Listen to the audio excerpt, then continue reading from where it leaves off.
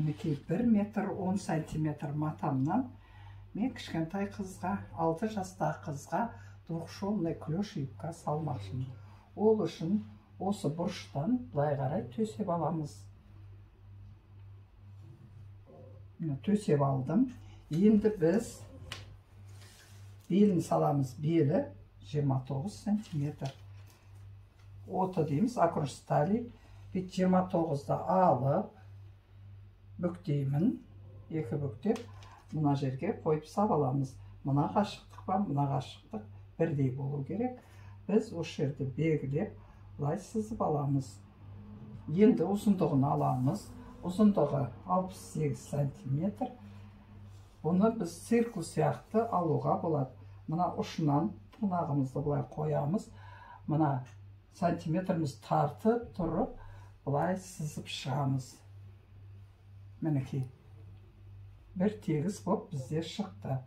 Осылай двухшовный юбканы пішесіздер. Енді осы сызғанымызды кесеміз.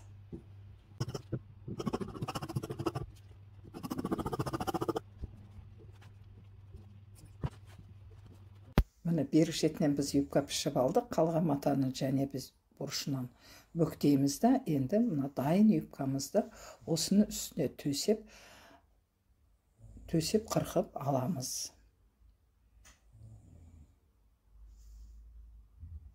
Міне қазір қырқып аламыз.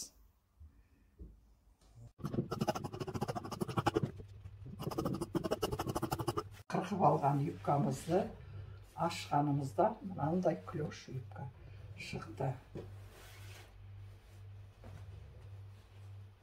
Екінші беті.